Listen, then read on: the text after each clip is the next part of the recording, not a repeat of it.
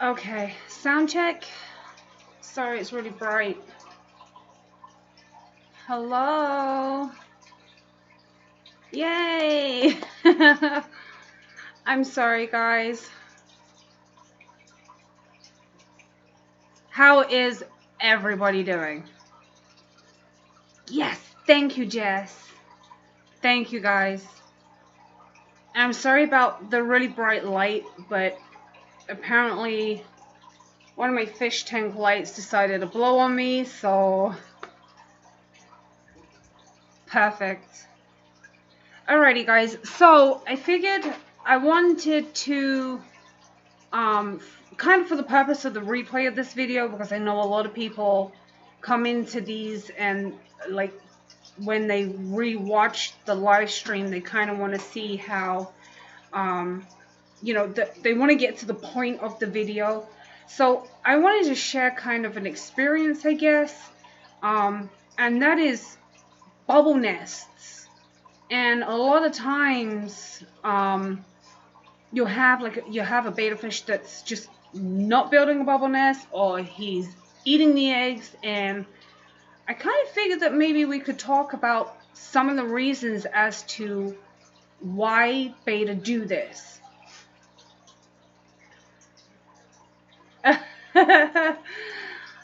Susie. So I actually just recently had a male Delta Tau, and I'm sorry, is that like super bright, or is that just me? I have a male Delta Tau who I was trying to spawn, and he was great. He was a fantastic fish. Like, he was very good with the female. He was very polite with her, and got exactly, got the job done the way it was supposed to be, but then he ate the eggs. So, thank you. Here, look, that's a little bit better, so you can see it a little bit better. So he would get the job done, but then he would eat the eggs. Like, literally, by the following day, everything was gone. I'm just like, oh my goodness.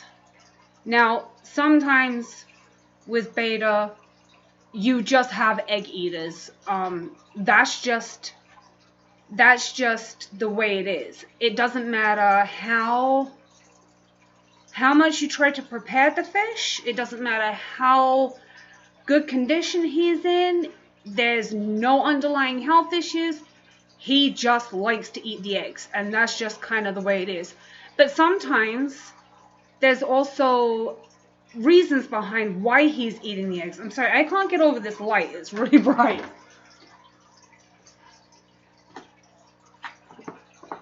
See if I can get it to get out of my face a little bit. I'm sorry, guys. 1 second.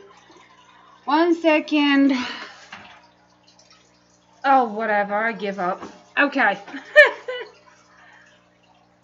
Yeah, it's super bright, and I keep trying to turn it, and it's just like not working. So, yeah, I know it's like really bright, isn't it? Let me try it again.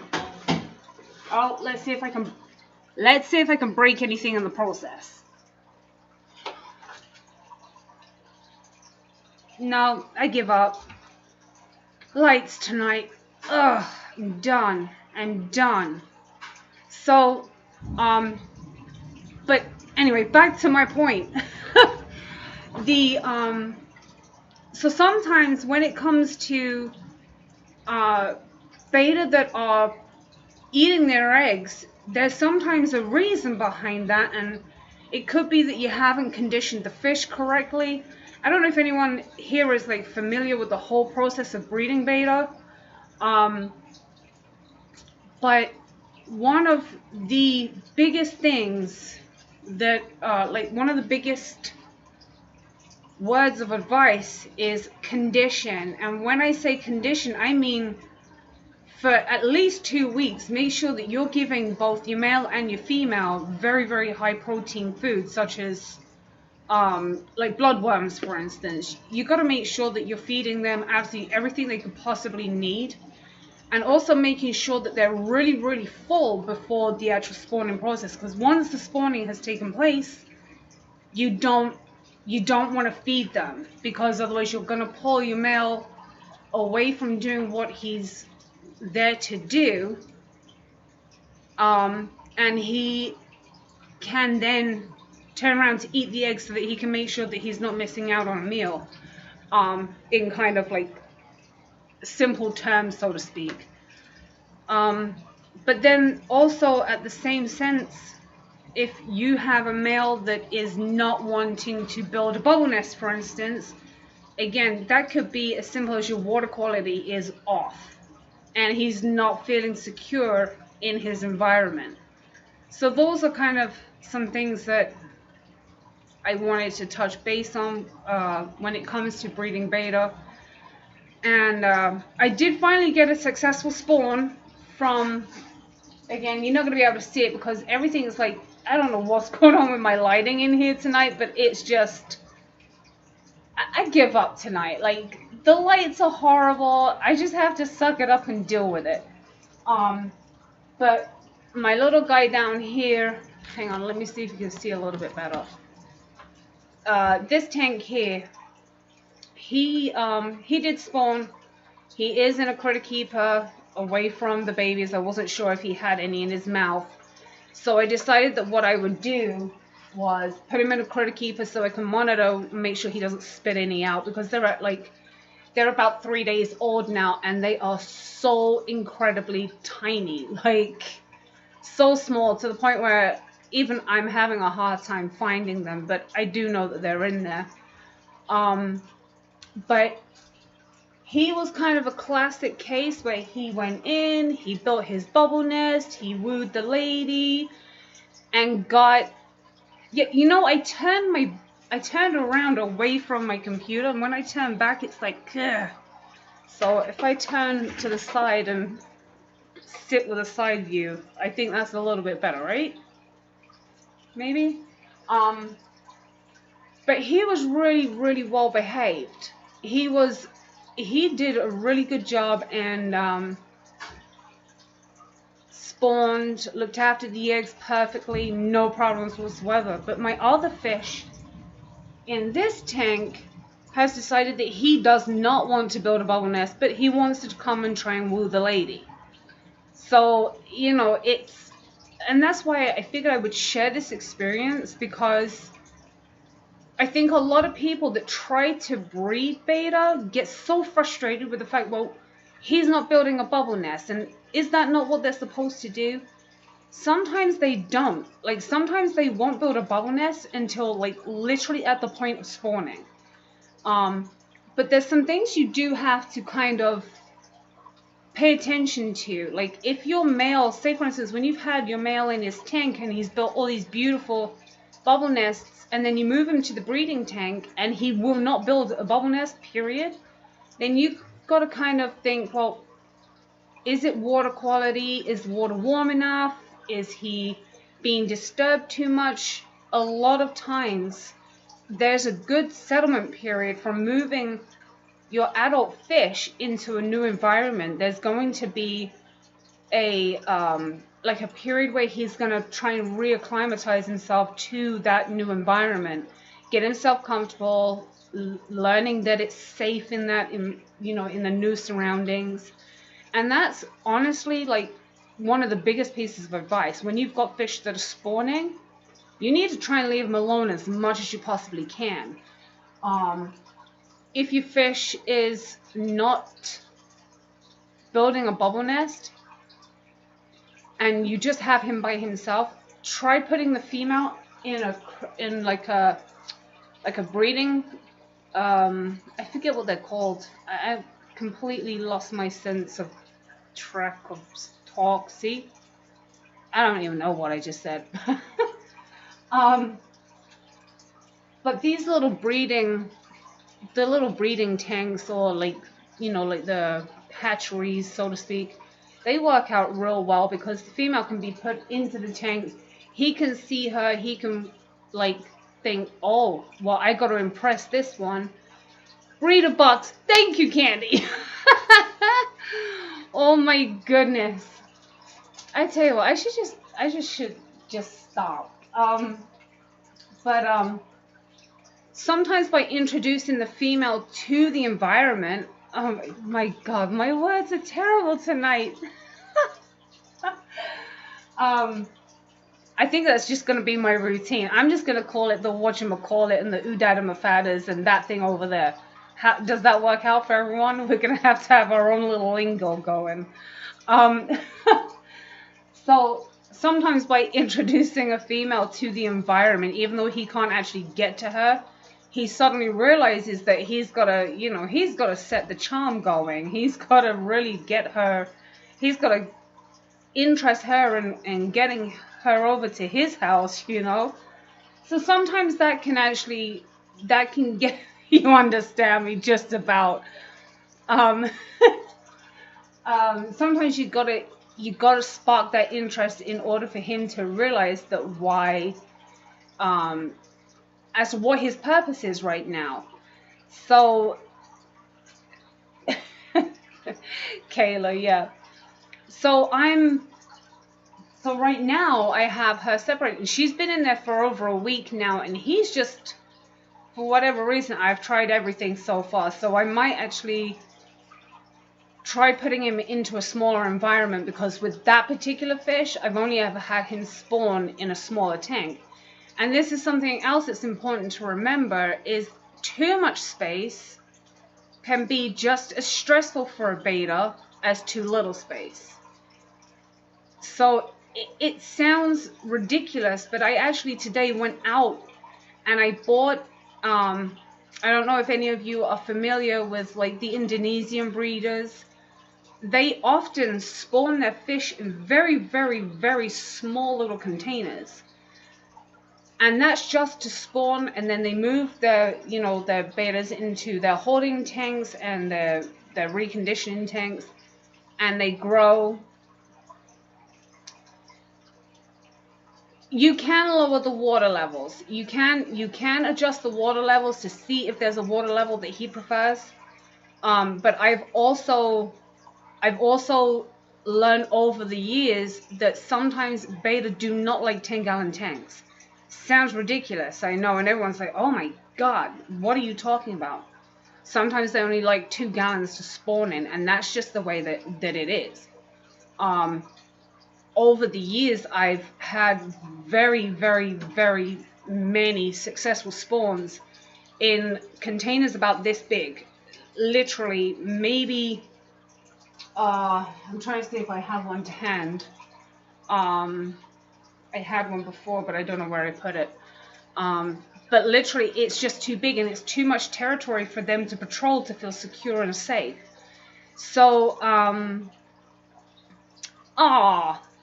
you're so sweet. So, definitely, if you have your fish in a 10-gallon, and even though it's only dropped down from 10-gallon to 5 gallons of water, it's still too much space for them to patrol and look after the eggs. They get stressed, they eat the babies, and it's over in a heartbeat. So I definitely recommend getting a smaller container, and literally maybe 2 gallons, 2 to 3 gallons is all you need to spawn the beta. So, and yes, once the beta hit about a week to 2 weeks old, you're definitely going to want to move them into the 10-gallon, because obviously, in order for beta to grow efficiently and effectively and hit their markers, the babies need the space and definitely need clean water. Like, the two most important things about growing babies. I should just start, shouldn't I? Okay, so I'm just gonna hand my stream over to, let me see here, who's in my chat? Raina Trotha. Come on, you tell everyone how it is, because I can't speak tonight.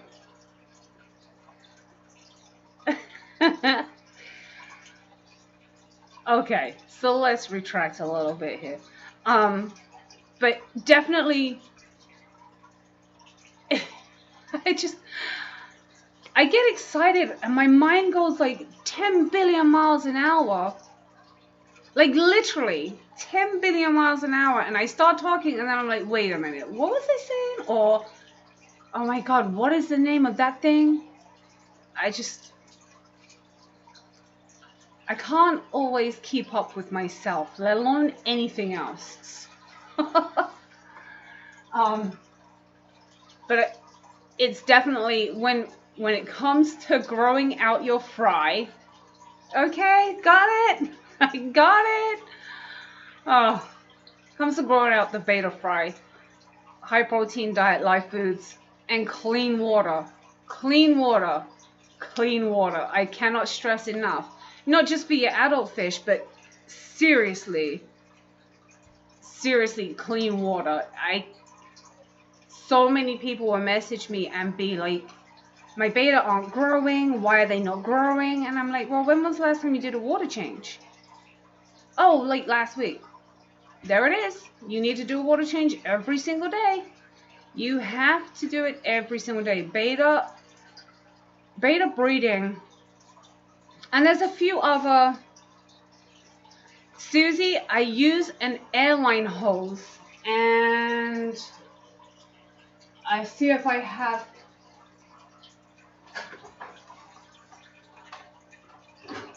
Alright, so.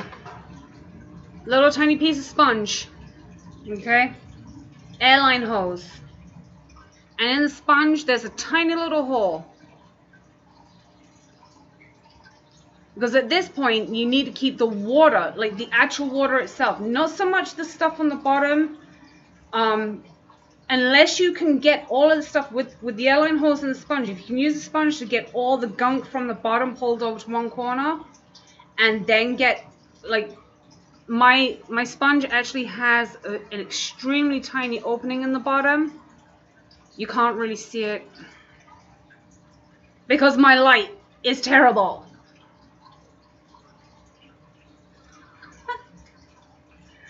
Alright, so can you see that tiny little hole? Alright, so that tiny little hole is what I use once I've gotten everything up to the one end of the tank, making sure that obviously because of the sponge I can't suck up any fry. I then will try to push. My fish room is in my basement. I am taking over. I then push the sponge further onto the hose and try to get that little bit of gunk or as much as I can without siphoning anyone up.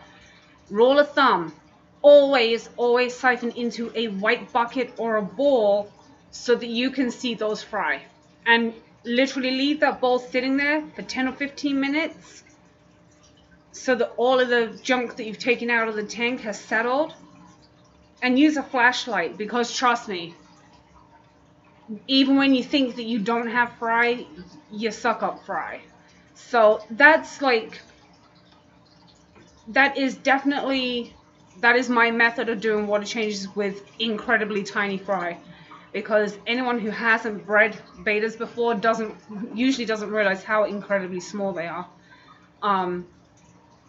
But yeah, so those are that's my advice, and I'll show you what I got today as well. So I'm going to step out for just a second.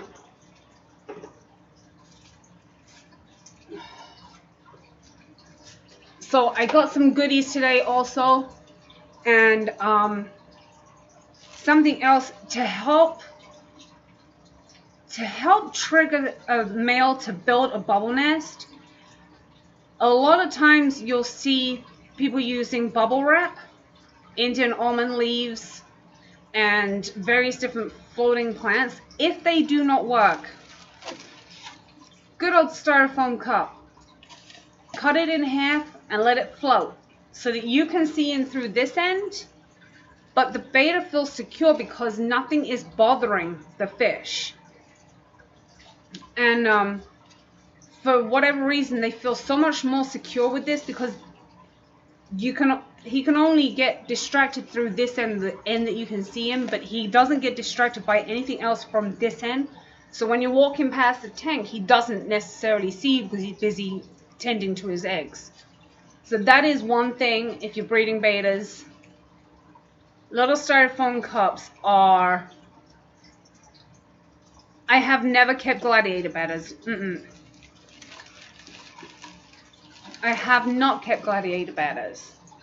I'm not sure if that's just a fancy name for a warrior or a samurai. I would be interested in seeing pictures, because right now I've noticed a lot of times people, to get a new interest in a certain kind of beta, I've noticed that they've been changing some names, and it's basically just re-glorifying what was already really good that people have already gotten tired of. It's a largemouth brooder. Is there a specific name for it? Like, is there a different name other than gladiator beta? Jeremy. If Candy ever makes a video, I'm unsubscribing.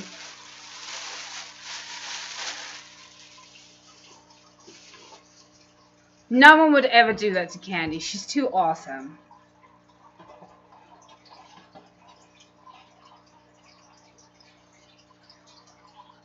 Nocturnal, I'd be really interested in seeing them.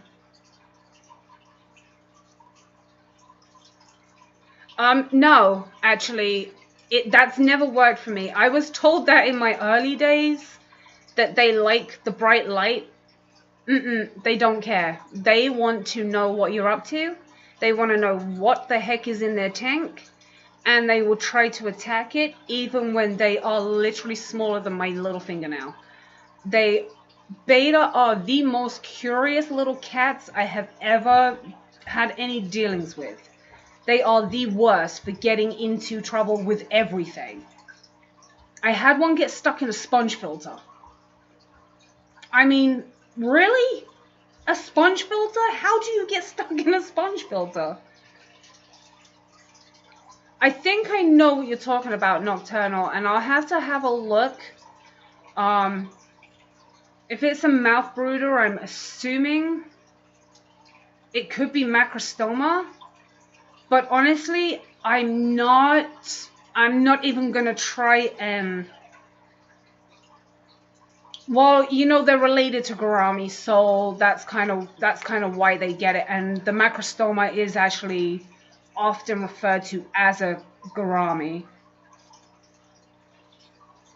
Thank you, TM Aquatics.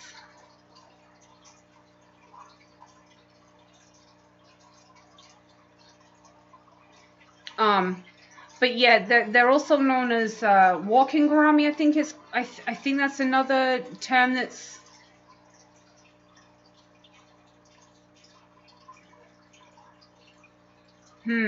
That's honestly, I'm not even going to try and lie. That is not a species that I'm familiar with. I would love to see pictures, and I will try. I have a very good friend of mine, and she knows everything. Yeah, Beta Ruba.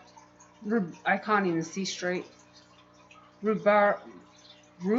I can never say that word. I don't know why, but yeah, a lot of the wild type beta. Oh my god, I'm falling over my own tongue today. Yeah, Amber will definitely know. Big City Betas. If you have questions, anything wild beta, absolutely, Amber is your go-to girl. She is the absolute queen when it comes to wild species. I am not that far into the wilds yet. I want to at least at some point try and get a pair of all 70, I think it's 72 or 73 known species of beta. I would love to have a pair of every single one of them. But definitely for informational purposes, I would go and speak to Amber. Oh, that's awesome. Yeah, she will be able to give you everything. Like, honestly, if anyone's going to be able to help you with them, she's going to help you with them. I am not a wild beta girl, as much as I love them and they're gorgeous and they are just such an interesting world of species, it's not something that I know enough about to be able to give you credible information. And I'm not going to discredit myself by saying, oh yeah, do this, this, and this, and your fish is dead and you want to know she why. So I got myself some 3-gallon pans.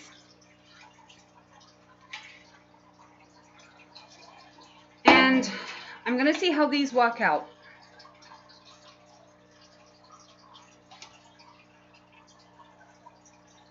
Cersei Fish says they are included this species beta muculata.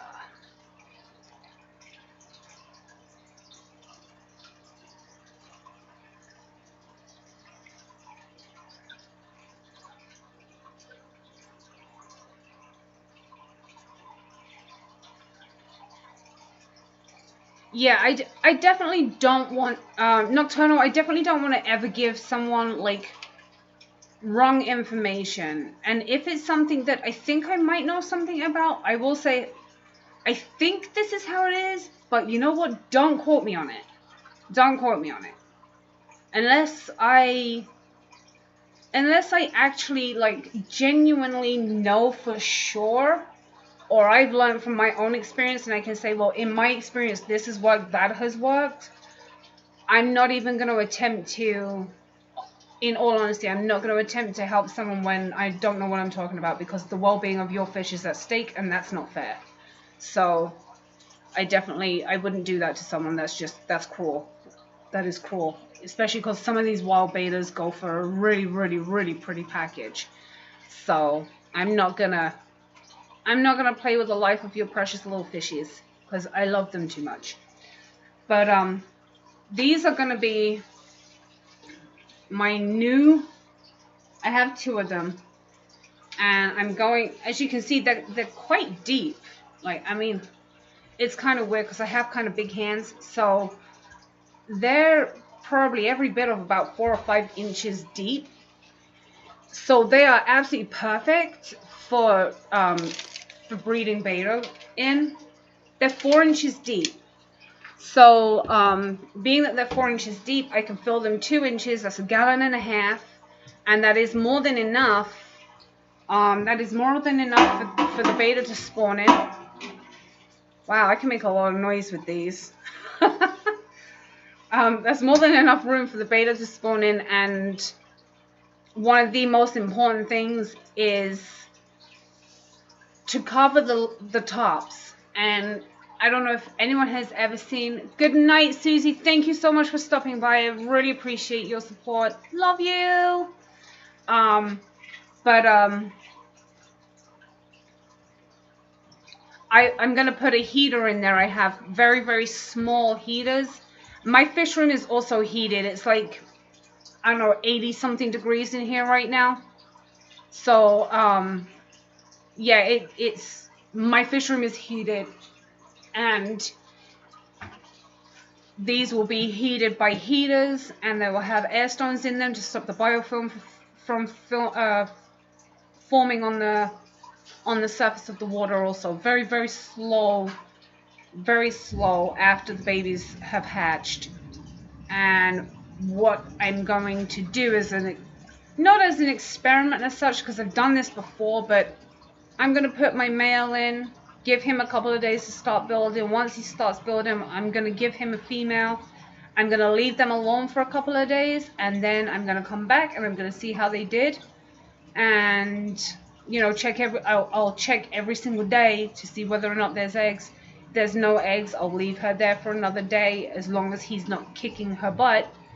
But, yeah, it is. A lot of people don't realize that the biofilm is not something that is good for fish. Like, certainly beta and especially fry, it's no good for them. So I do not like biofilm on my tanks. I don't like it unless it's my shrimp tank.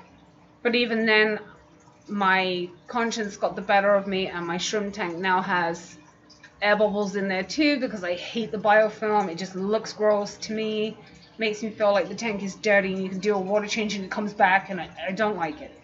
So, no biofilms because they're gross, and the fry, it will kill beta fry. It's just nasty. I don't. Biofilm is because stuff in the air is getting into your water. You know, I mean, and it's just sitting there. There's nothing cleaning it. There's nothing getting rid of it. There's nothing. It's just festering. In my opinion, it's just festering and kind of rotting at the surface of your water, and that's gross. No, it's gotta go. It has got to go. So these will be my new experiment, and also I have done a lot of research recently, and it seems to me that a lot more success for healthy fry growing. Yes, I know snails eat that, but you know what? Snails will also eat the algae that is on the sides of my tank just as much. And when you feed your snails, they don't need the biofilm. So, no biofilm. It's gross. Unless you actually need it for shrimp or snails. Then, go ahead with yourselves. I'm going to keep feeding my fish and my snails and my shrimp with other stuff because I hate the look of biofilm. It just looks gross. So, I mean, I've got a tank. I have a fish tank with duckweed in it. And I cannot stand the fact that it had biofilm on it. So I put a filter in that tank also. So I was like, it's just duckweed. Why does it need to be filtered? They're supposed to live in filth. Caleb, hello. They're supposed to live in filth, but I can't do it. I cannot do it. I can't. I hate it. Scott and Liz, hello. Cold coffee for the win. It's not good.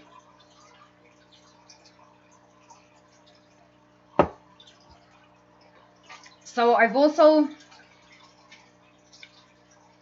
seen different techniques. Some of your beta jars have biofilm. I mean, whatever works for you, and I'm not discrediting anybody's methods in keeping and raising fish in any way, shape, or form. Personally, I hate it. I do not like it. That's just my thing. If my jars, my beta jars, get biofilm in them, because it has toxins in it. Raina, the biofilm can take in like, all right, let's just say for argument's sake, smokers. Okay, I'm a smoker. I don't smoke down here, but I am a smoker.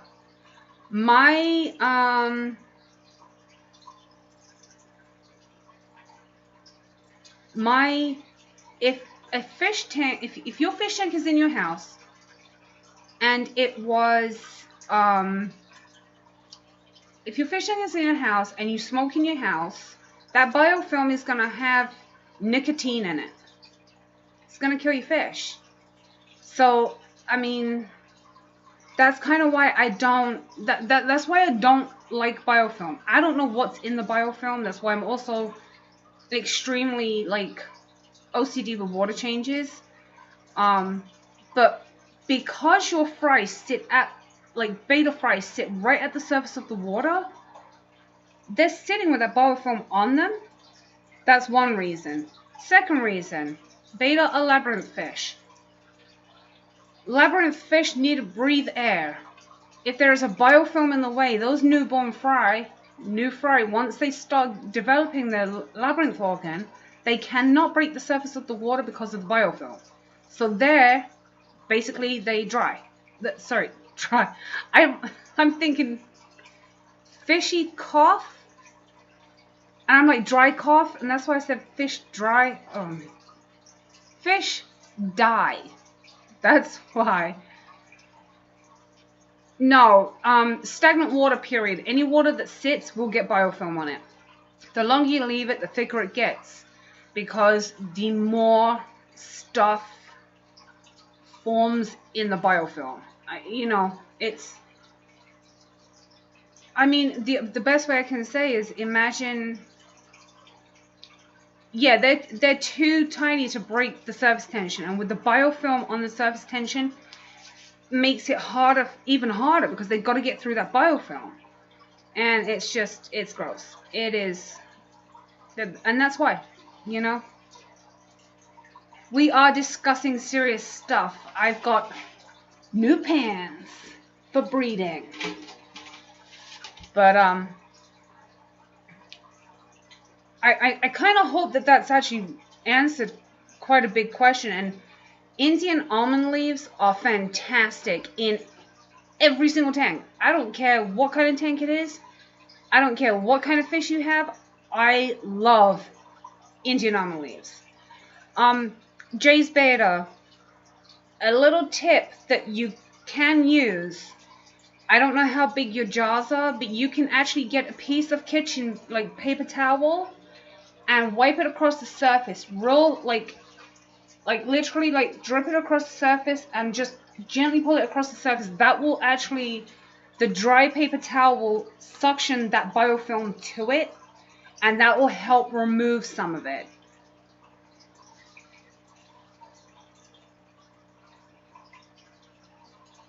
Do you like my moving Levy stuffs? And nocturnal, I also have in my snail tank up here, there's oak leaves. I would definitely recommend, though, with oak leaves, definitely wash them and let them dry out. I love them. I love them. I love them. Now, another reason that, what jumpers? Did I miss something? Jace Betty, you're very, very, very welcome. I can't remember if I actually said this before or not. So I'm going to say it again because I've forgotten.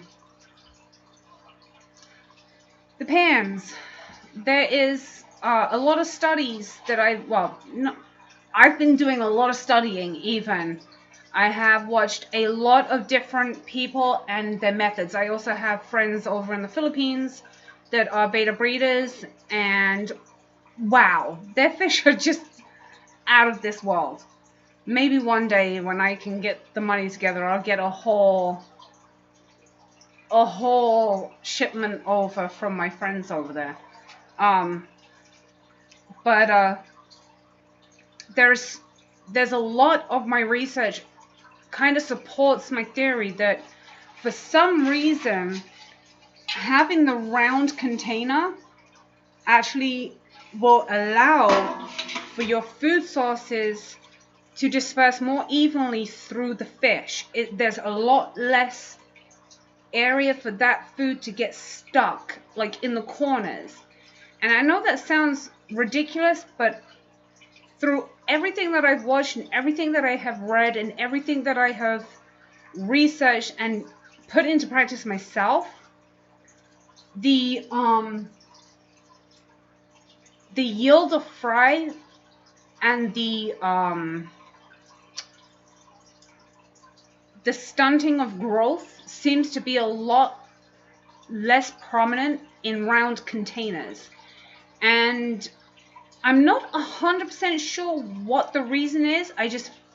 It's definitely something to do with the circumference of like the round pans. The food is dispersed more evenly throughout everything rather than just dumped in the middle, and it's just more format for the fish. I've seen a lot of different spawns, that their growth rate is so much more even than it is in, say, a 10-gallon tank. The 10-gallon tank is almost too big. Once you've got it filled to the top, say in 2-3 weeks, once it's filled to the top, there's too much area for them to find the food effectively.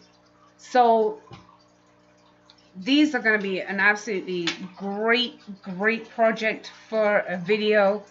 And I have done it. I have done the breeding in the smaller tubs before, so I can't wait to see how my results are going to be, because my smaller tubs were square. I think they were like 2-gallon tubs or something. I can't remember. I think they were 2 gallons. They may have been 3-gallon, but these are definitely. Hey, enjoy my waving leaves, okay? I don't need to be here. I'm joking. I'm still here. Can't get rid of me that easy. But yeah, so those were kind of some things that I figured I would share with everyone. And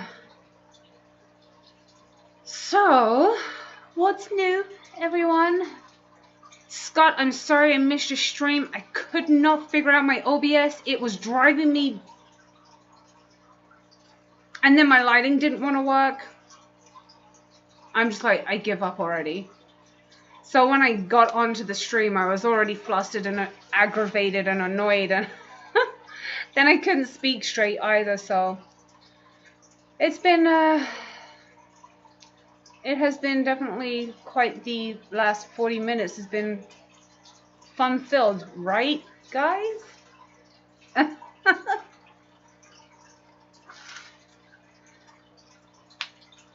Aww. Scott, I'm sure your live stream was amazing. Your live streams are always so great.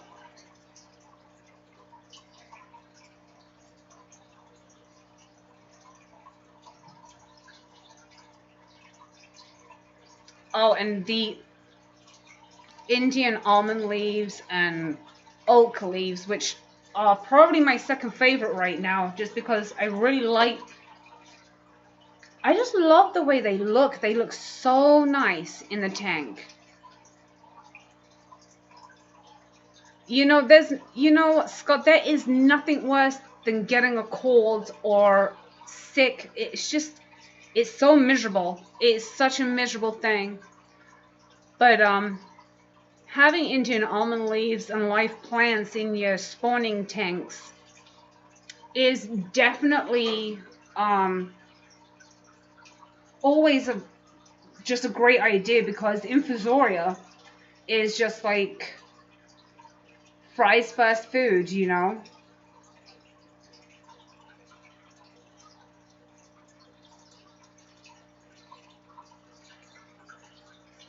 Thank you. Oh yeah, Jess is next. So Jess, thank you. And just for the record, I had no idea that you went live on a Sunday, so I'm so sorry about that. Like, I feel really bad that I kind of overstepped you. I do apologize for that.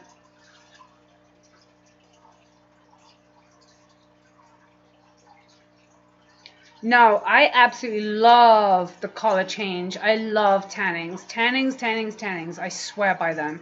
They are just absolutely beautiful. The only thing I found with my oak leaves, and I don't know whether it was just because I didn't wash. It's not that I didn't wash them enough. I don't think I let them dry long enough.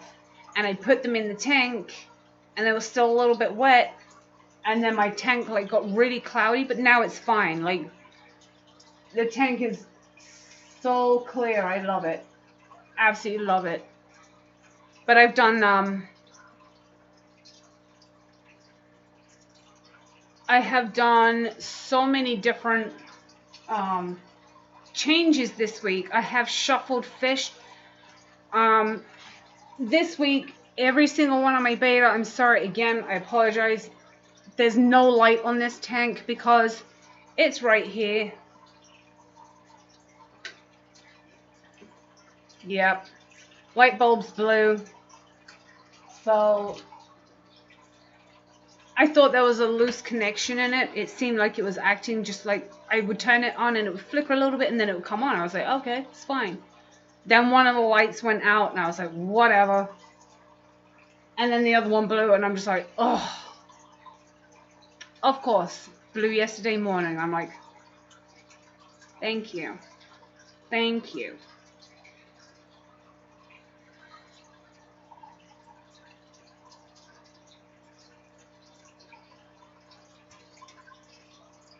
Oh, Jess, you're more than welcome to have your link posted in this chat so that everyone knows that you're live after me, so that everyone can filter into yours. Like, we are so spoiled on a Sunday, and I love the fact that we can all share our passion together on a Sunday. There's nothing better. Yeah, it's absolutely normal. The Zen, one of the reasons they stopped making nests is stress. And it sounds kind of crazy, but even when that fish can't necessarily see the other fish, they know that it's there. It's kind of a weird thing. It's like they sense it, like they emit hormones. And when you're moving a fish into a new environment, there's also like not a grace period, but an adjustment period. It's like when you move into your new house, you kind of gotta get used to every creak and noise in the middle of the night that's not going to send you running down the stairs wondering who's in your house. But it's definitely normal. And if they're a little bit older, they tend to stop doing it anymore as well. I've noticed. And sometimes it could be a number of different things. Maybe the beta was actually older than you realized it was when you got it, but it was still kind of in his prime, and then all of a sudden he stops building bubble nests because he's kind of feeling old, or it can be that he knows that other fish is there. He does not feel safe. He does not feel secure. And in which case, it's not a safe and secure environment, A, for him to patrol, because he feels like he's going to have to get into a fight, or it is, they're not secure because he knows that this environment is not safe to raise the babies in. And, sorry, it's like super hard to read this sometimes. I wondered if it was hormones. It can be the hormones too, because I mean we already know that the babies emit hormones in order to stunt each other's growth. So, I'm sure they emit hormones to allow each other to know that they're in that area, And what I would do is I would move that particular fish out into his own tank and see how that fish reacts to that situation. Does he stop building a bubble nest again in a couple of months' time? Or maybe he's feeling a little under the weather. Maybe something is underlying and he's just not feeling healthy enough to make babies, so to speak, because they make the nest in order to wait for the female to come by, in order for him to be like, hey lady, come and check out my pad, So I would definitely move him and see if that changes things. If that changes things and he starts building a bubble nest, that he was stressed out in that environment. Some fish it affects, some fish it doesn't. Sometimes I have a lot of people asking, well, I just upgraded my fish to a 20-gallon. Well, if your fish is used to something this big and you've moved him into a 20-gallon, he's going to be freaking out. He's definitely going to be freaking out. Hey lady, come check out my pad. That's going to be my new saying for like the rest of the week. But those are kind of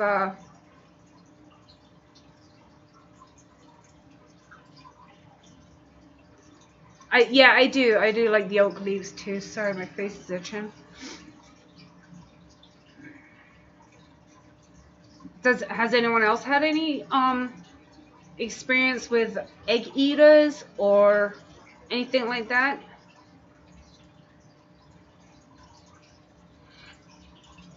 Yeah, Zen, I would definitely try that out. And I've also found that it's a lot more common for longer-tailed males to get stressed out easier than like plaquettes, for instance. A lot of the fish that I keep are plaquettes, except for my crown tail pair over here, who I really want them to spawn, and they're being really, really difficult for me. But we'll get it. That's why I've changed things up.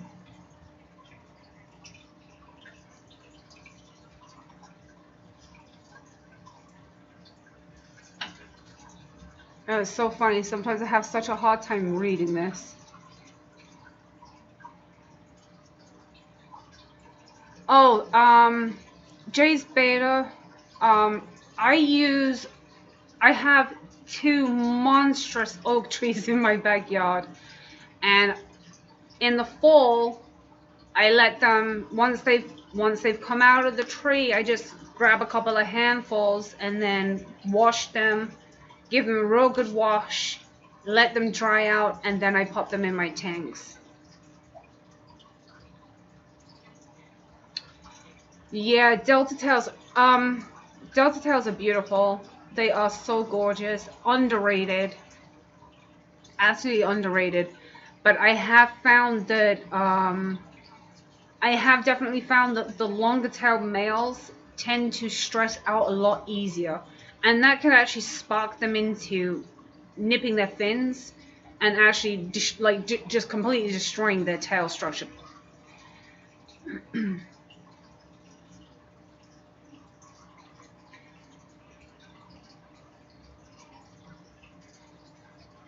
Oh, Nocturnal, you're fine. I don't.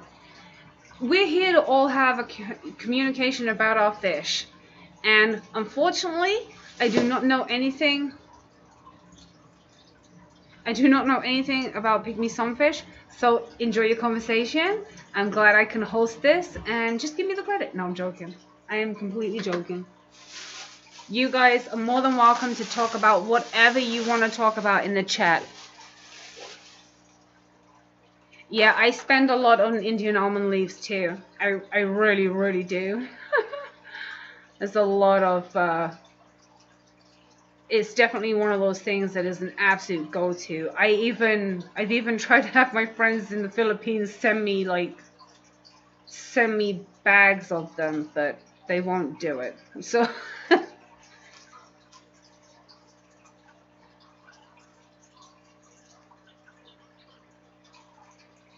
yeah, Zen, it makes them look absolutely disgusting. Do I have a male? Trying to think if I have a male that's doing it right now. I might have. One second.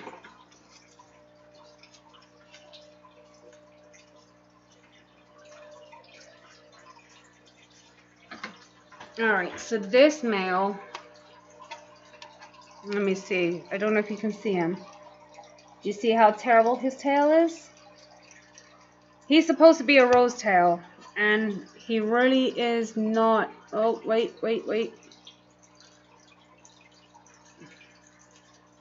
He ate it. He absolutely destroyed his tail. Hence the reason he is in here, because he was in my 55 gallon. And I put him in the 55 gallon because I thought he would love the upgrade. And when I say the 55 gallon has... When I say it's a jungle in there, I mean it's a jungle. There is so many times... There's so many different places for him to sleep and rest and hide and be at the surface, but his tail is absolutely annihilated. Like, he absolutely destroyed it. So now I've got to watch out, because what happens now that he's completely annihilated his tail, now I've got to watch out for any kind of bacteria that may be opportunistic, that can get in there, anything that might cause him even more damage. And it's just It's just terrible. But he's also an older boy as well. He's gonna be two. He's gonna be two real soon, if I remember correctly. So he is older as well. So that was probably bad on my part, but he apparently did not like the 55 gallon, and he taught me, didn't he? He taught me. So this guy said no to the 55 gallon. He did not like it at all. So now I gotta nurse him back and put him into a different tank because he did not like that one bit. He actually really, the tank that he thrived in the most and did he was doing perfectly in a 2-gallon jar. Like, and everyone's gonna be like, oh, Shishi, you put him in a jar? Yeah, I put him in a jar. He was in a 2-gallon jar having the time of his life. Nobody bothered him. He loved it. His tail was absolutely perfect. His finish was absolutely perfect. He was his little cranky self, and he was doing fantastic. And I was like, you know what? He's getting older, and after Rice passed away, I decided to move him into the 55, and it didn't work out so well. So, yeah. This little boy is in treatment.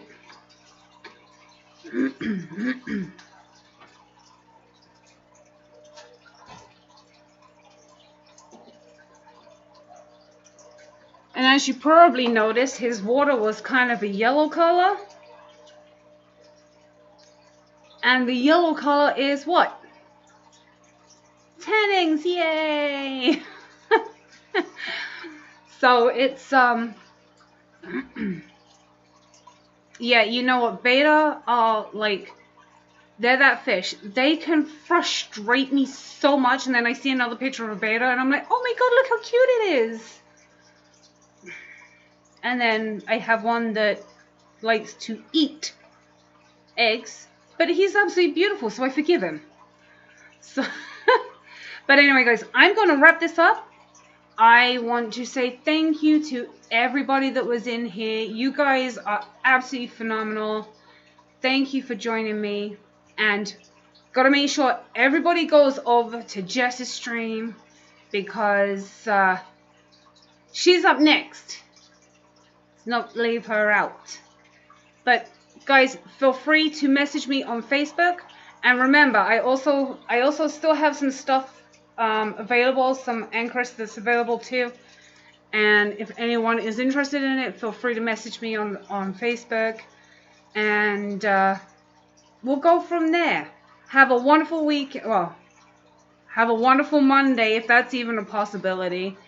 And for now, take care, be safe, and I will speak to you soon.